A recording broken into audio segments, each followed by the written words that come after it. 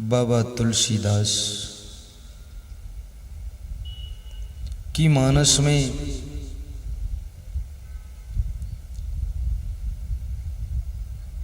जब भगवान श्री राम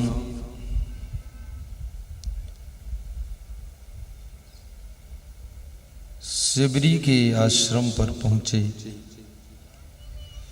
पंपा सरोवर के किनारे शिवरी का आश्रम है।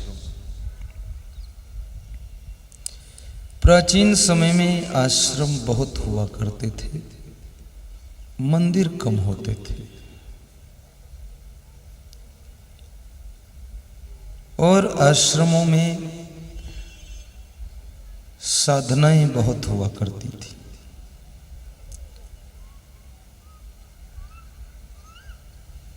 शिवरी का आश्रम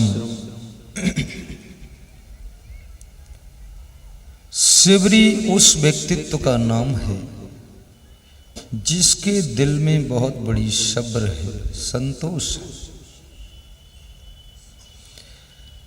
और जिसे संतोष होता है, सब्र होती है, वही भक्ति कर पाता है।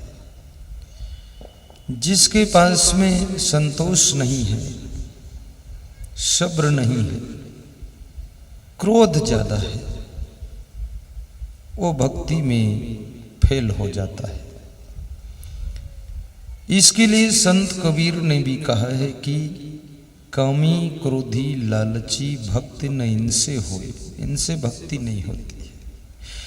क्रोधी आदमी भगवान से नाराज हो जाएगा तो भगवान की मूर्ति भी उठाकर कुआं में फेंक देगा। गुरु से नाराज हो जाएगा तो गुरु का कमंडल मंडल फेंक के भाग जाएगा। क्रोधी का क्या ठिकाना कि कब गुरु पर भी टूट पड़े। इसलिए कितने गुरु लोग शिष्य बनाने में डरने लगे, शिष्य नहीं बनाते, वे कहते हैं अकेले ही ठीक है। परंतु बिना शिष्य के धर्म की रक्षा की परंपरा का समापन हो जाएगा। जैसे कोई मनुष्य पुत्र को जन्म न दे इस डर से कि पुत्र हम पर हावी हो जाएगा, तो फिर वंश परंपरा का अंत हो जाएगा और सृष्टि समाप्त हो जाएगी। ऐसे कोई गुरु अगर शिष्य न बनाए तो फिर ये धर्म परंपरा का अंत हो जाएगा। फिर ये धर्म की रक्षा कौन करेगा। परमहंस रामकृष्ण के बहुत से शिष्य थे, अभेदानंद, अखंडानंद, ब्रह्मानंद, नंदानंद, कितने नंद, और जिनमें जो ऊर्जा थी वो सब सेवा करते थे, कोई खराब नहीं थे, सब अच्छे थे। परंतु जब विवेकानंद आते हैं तो रामकृष्ण परमहंस का दिल संतुष्ट हो जाता है कि जिस पात्र को ढूंढ रहा था वो अब आ गया है। चिड़ियों को दाना चुंगाते चुंगाते उन्हीं चिड़ियों के झुंड के बीच में कभी हंस पंछी का भी दर्शन हो जाता है। ऐसे शिष्यों के बीच में कोई महान शिष्य का आगमन हो जाता है जो धर्म की जिम्मेदारी को संभालता है। ऐसे जितने शिष्य होते हैं उनमें करीब करीब जहां तक मेरा ख्याल है 95% अच्छे ही होते हैं। 5% मिस हो जाए, कहीं कुछ हो जाए। बाकी मैं अपना अनुभव बता रहा हूं। और पुत्रों में भी 95% ठीक ही होते हैं। 5% कोई पुत्र शत्रु की आत्मा आकर जन्म ले लेती है तो माता पिता को सताती रहती है।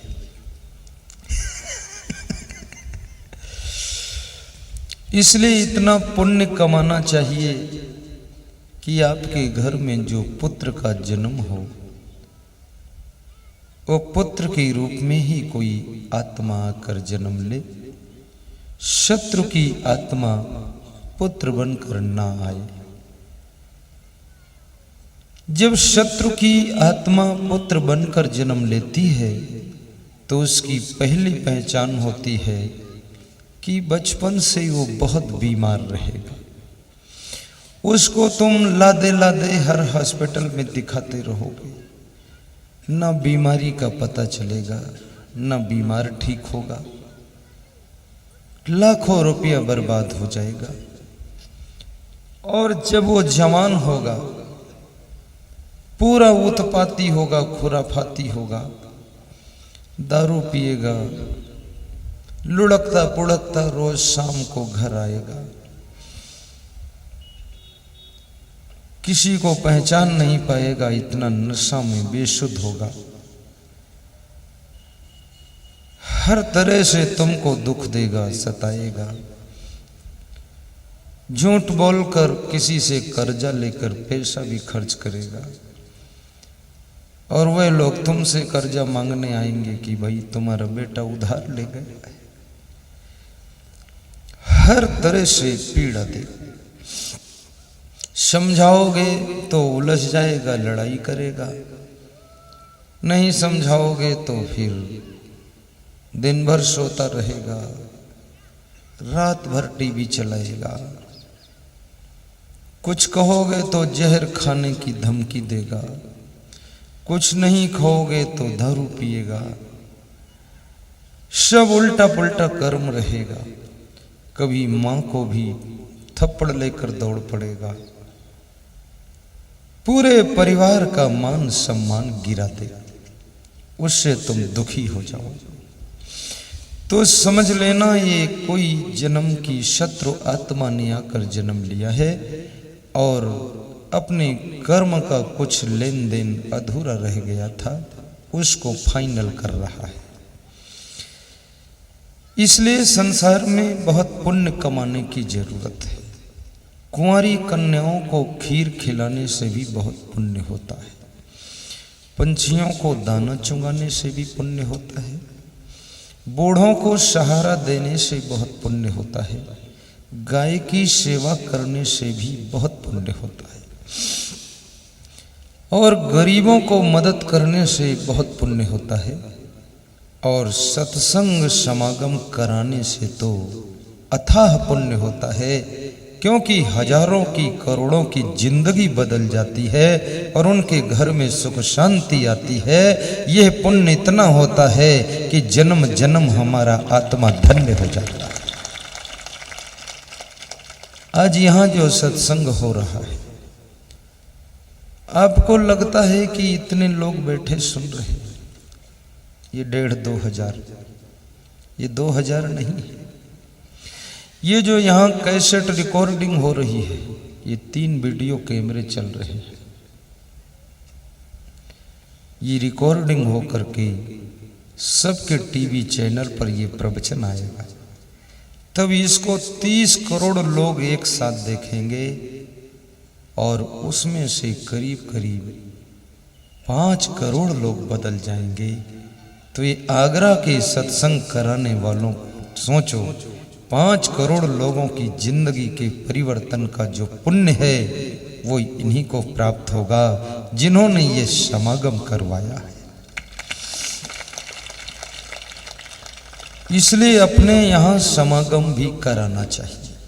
मुकेश अग्रवाल को, इनके परिवार को, मानवीर यादव को, इनके परिवार को आप लोग अभिनंदन के रूप में जोरदार ताली बजाकर सम्मान करें। ऐसी ताली बजाओ कि 2 साल बाद फिर उनका मन हो जाए कि प्रवचन कराऊं।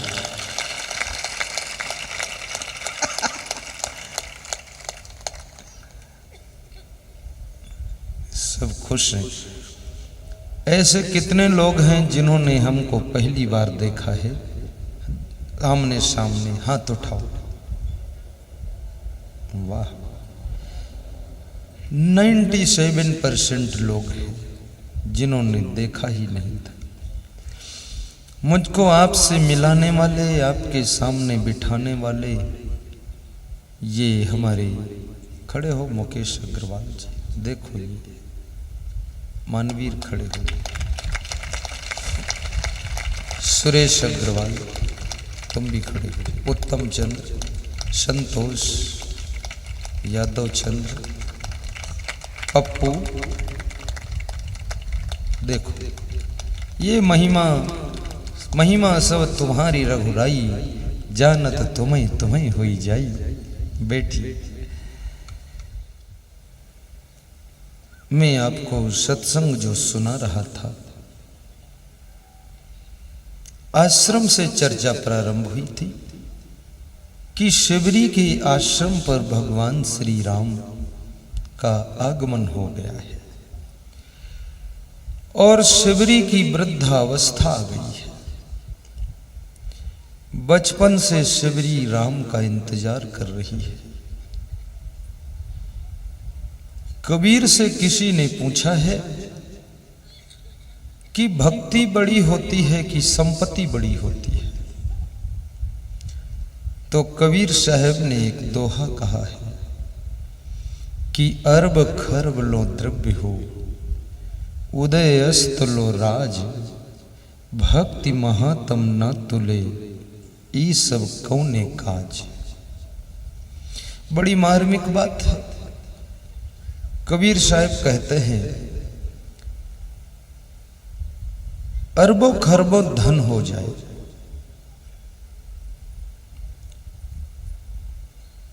लेकिन अगर भक्ति नहीं है, आपके पास में कोई गुरु का ज्ञान, सत्संग का प्रभाव नहीं है,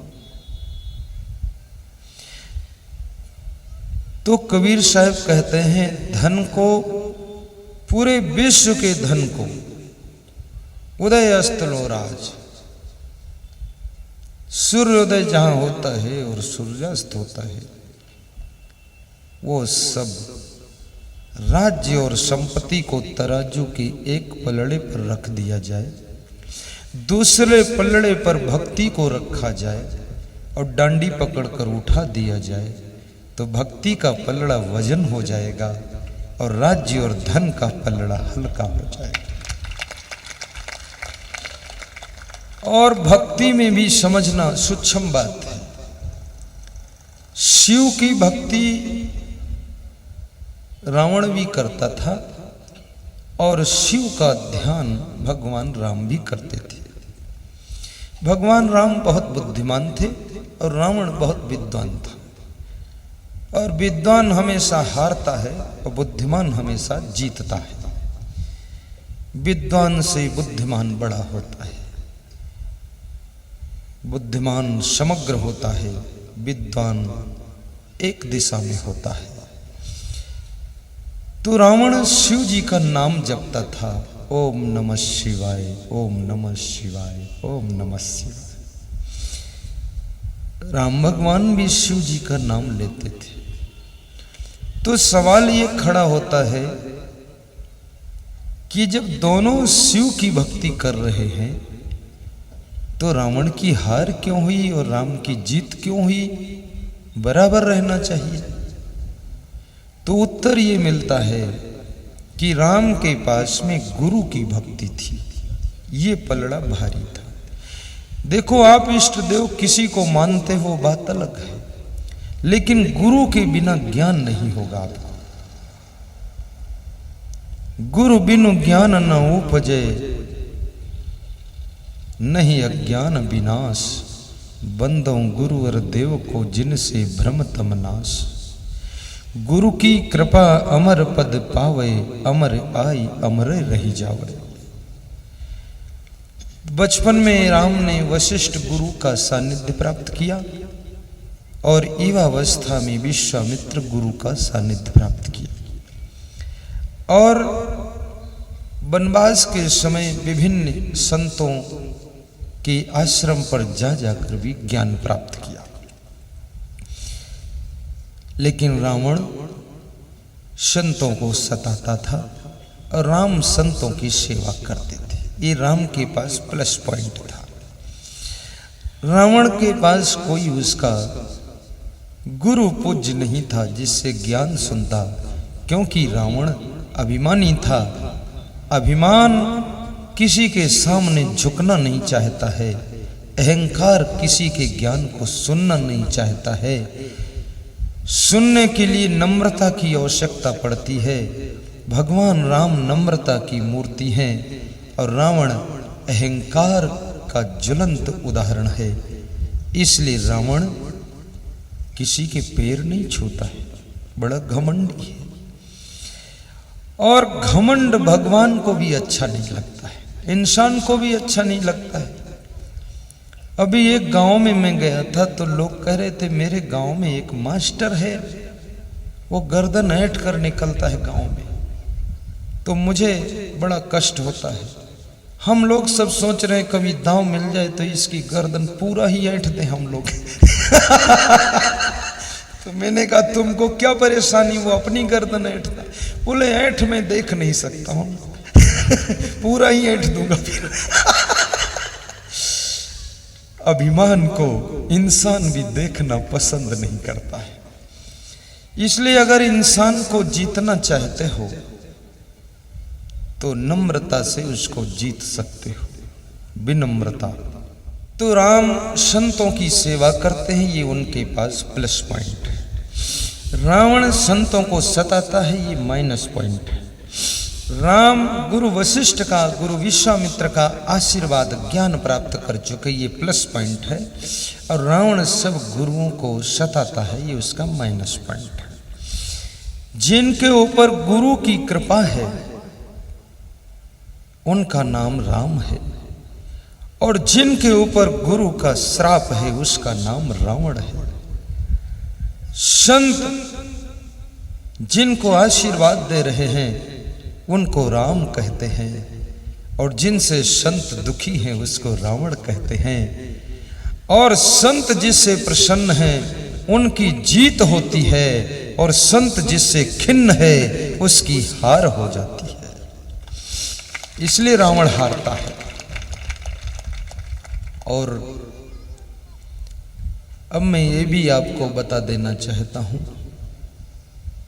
गुरु के लक्षण क्या होते हैं। कई बार लोग गुरु के नाम से धोखा खा जाते हैं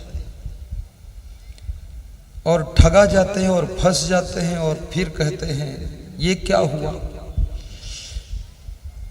तुम मार्केट में कोई सामान खरीदते हो तो भी परख कर खरीदते हो, तो अपने जिंदगी के मार्गदर्शन के लिए गुरु बनाते हो तो परख कर क्यों नहीं बनाते हो, अंधाधुंध में क्यों बनाते हो। तो तुम ये कहते हो कि परखना आता ही नहीं तो क्या करूं, तो आज मैं तुमको पारखी बना दूंगा। कैसे परखो। पहली बात, जो गुरु होता है उसका जीवन सब पारदर्शी होता है। वो गुफा उफा और चुप्पे चुप्पे और गुप्त उप्त कुछ करता नहीं। मैं जिस कमरे में विश्राम करता हूं कम से कम 1000 भक्तों को कमरा झकवाया हूं, दिखाया हूं कि देख लो, झांक लो। इसमें सोता हूं, अपनी गाड़ी में भी बिठा लेता हूं, किसी अपरिचित भक्त को भी बिठा लेता हूं, क्योंकि उसमें कुछ है ही नहीं, लोहे लंगड़ की गाड़ी। तो गुरु पारदर्शी होगा, पहला लक्षण। दूसरा, ये बात, तुम शास्त्र तो पढ़ते नहीं हो और टाइम भी नहीं तुमको, इतना लंबा चौड़ा तुम्हारा माया जाल है। तुम्हारा नाम ही है मोहनलाल और ये मोहिनी देवी, सब मायापति हो। छुट्टी नहीं है। तो उसके लिए हम हैं, शास्त्र पढ़कर आपको बताएंगे। स्कंद पुराण में शिव भगवान से पार्वती जी ने यही प्रश्न पूछा है कि गुरु की पारख कैसे की जाए और गुरु के लक्षण क्या होते हैं। बहुत अच्छा बताया शिव जी ने। क्या बताया? यस्य दर्शन मात्रेण मनसा स्यात् प्रसन्नता, जिसके दर्शन मात्र से मन में प्रसन्नता आ जाए वो बोले कुछ ना, उसके पास मत पहुंचो, दूर से देख लो और मन प्रसन्न हो जाए। ये पहला लक्षण। दूसरा, यस्य दर्शन मात्रेण मनसा स्यात् प्रसन्नता स्वयं भूयात धृति शांति सा भवेत परमो गुरु। और जिसके दर्शन से हृदय में धैर्य और मन में शांति आ जाए तो समझ लेना वो परम गुरु है, और उसके चरण छू लेना और वो आपका बेड़ा पार कर सकता है। ये पहला लक्षण। कितने गुरुओं के पास बैठो, देखो उनको तो लगता महाकाल का दर्शन हो गया है, बड़े खतरनाक रूप हैं उनके। यस्य दर्शन मात्रेण मनसा स्यात् प्रसन्नता स्वयं भूया धृति शांति सा भवेत परमो गुरु। ये पहला लक्षण। दूसरा लक्षण, ज्ञानम वैराग्यम ऐश्वर्यम यशः श्री समुदाहृतम खड गुण ऐश्वर्य युक्त ही भगवान श्री गुरु पी। जिसमें ज्ञान हो, आत्म ज्ञान, और वैराग्य हो। वैराग्य का मतलब होता है कि जिसके पास विषय विलास न हो, जो त्याग तप और ब्रह्मचर्य से रहता हो और यशस्वी हो और सद्गुण हो और जिसके पास में सरलता और सहजता हो, उसे भगवत स्वरूप गुरु कहते हैं। फिर और लक्षण बताया, गुरुवो निर्मला शांता साधवो मित भाषण काम क्रोध विनिर्मुक्ता सदाचार जीतेंद्रिया। और गुरु निर्मल अंतःकरण का होना चाहिए, साधु होना चाहिए, गिरिस्त नहीं। संत का लक्षण उसके पास कोई नशा नहीं होगा। संत का लक्षण उसका एक एक सेंटेंस, एक एक बात तुम्हारे मन की टेंशन को दूर करेगी, और उसका दर्शन भी तुमको प्रसन्नता प्रदान करेगा। और वो मोह माया में लिपटा हुआ आत्मा नहीं होगा, वो आपको भी मोह माया से छुड़ाने वाला आत्मा होगा। वो बड़ा पवित्र और दिव्य होगा, काम क्रोध को जीता हुआ आत्मा होगा, जीतेंद्री होगा, ब्रह्मचारी होगा और नियम व्रतधारी होगा, बड़ा संतोषी होगा, बड़ा आनंद में रहने वाला होगा, और उसके पास कोई तिकड़मबाजी का काम नहीं होगा। ऐसे गुरु को ढूंढो और उनके चरणों में मन की डोरी बांधो और उनसे कंठी माला लो, उनसे गुरु मंत्र सुनो और अपना उद्धार करो। शिवरी के आश्रम पर भगवान श्री राम का आगमन होता है। भगवान श्री राम शिवरी के भावों को देखकर बहुत प्रसन्न हो जाते हैं। शिवरी कोस की चटाई पर उनको बिठाती है और गंगा जमुना से शिवरी जल भरी लावे, चरण पखरी है राम शिवरी के घर में। शिवरी आंसुओं से भी उनके चरण धोती है और राम शिवरी से कहते हैं कि शिवरी तेरी भक्ति बहुत है, क्योंकि जब भक्ति उच्च शिखर पर पहुंच जाती है तो भगवान को स्वयं भक्त नहीं ढूंढता है, भगवान अपने भक्त को ढूंढता है कि मेरा भक्त कहाँ है। जब भक्ति थोड़ा कमजोर होती है तो भक्त भगवान को ढूंढता हुआ घूमता रहता है। धन्य हो शिवरी। तो शिवरी कहती है प्रभु मेरे पास में भक्ति है कि नहीं मुझे ये भी पता नहीं, भक्ति होती क्या चीज है, मैं पढ़ी लिखी नहीं हूं। भक्ति में पढ़ा लिखा होना अनिवार्य नहीं है, अब अगर पढ़े लिखे हैं तो बेस्ट बात है। ऐसा भी नहीं कि अब पढ़ लिख लिए हैं तो भक्ति नहीं मिलेगी, मिल जाएगी।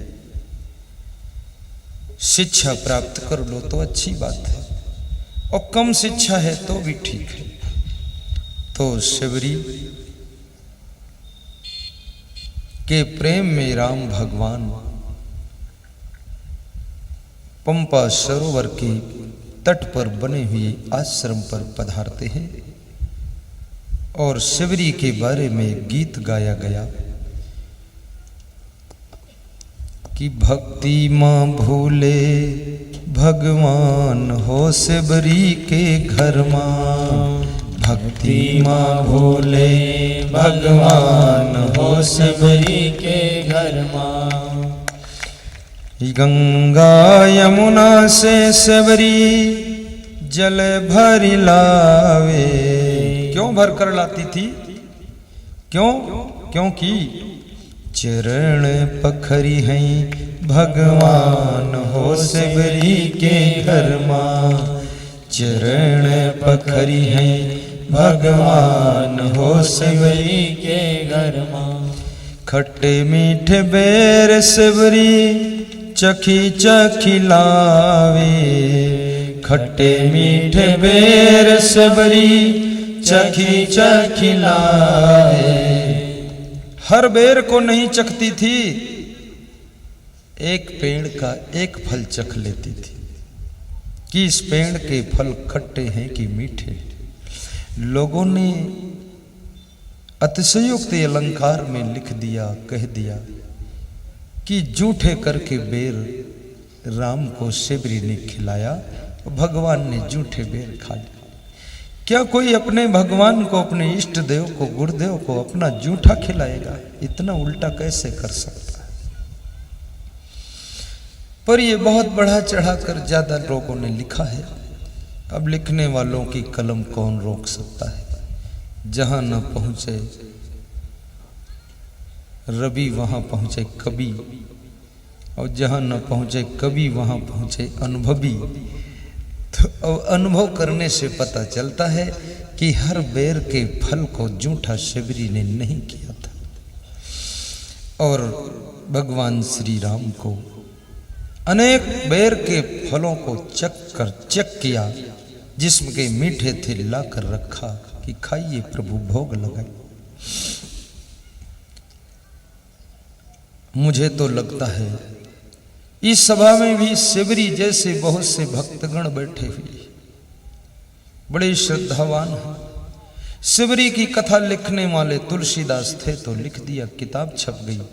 आपकी कथा लिखने वाला कोई नहीं है, लेकिन शिवरी से कम श्रद्धा आपकी भी नहीं है। मैं आपको बहुत बहुत धन्यवाद देता हूं। खट्टे मीठे बेर शिवरी चखी चखी लावे, भोग लगई हैं भगवान हो शिवरी के घर मां, भोग लगई हैं भगवान हो शिवरी के घर मां। प्रेमवा म भूले भगवान हो शिवरी के जोर से गाओ। प्रेमवा म भूले भगवान हो शिवरी के घर मां। गुरु भक्ति की समग्र परिभाषा को समझना। गुरु भक्ति कब पूरी होती है? जब आप में देशभक्ति भी हो। गुरु भक्ति पूर्ण कब होती है? जब आप में मातृभक्ति और पितृभक्ति भी हो। गुरु भक्ति पूर्ण कब होती है? जब आप में गौ माता की भी भक्ति हो और भारत माता की भी भक्ति हो, पति की भी भक्ति हो, पति के प्रति भी भक्ति का अर्थ सिर्फ इतना होता है, शुद्ध प्रेम करना और सेवा करना और समर्पित रहना। प्रेम, सेवा, समर्पण का नाम भक्ति है। और यदि आप गुरु भक्ति करते हो तो आप अपने माता पिता की भी भक्ति करना, उनके भी चरण छूना, उनका ख्याल रखना। आप अपने कुटुंब की भी भक्ति करना, अपने पुत्र पुत्री, पत्नी पति परिवार का भी ख्याल रखना, उनका भी ध्यान रखना, उनसे भी प्रेम करना।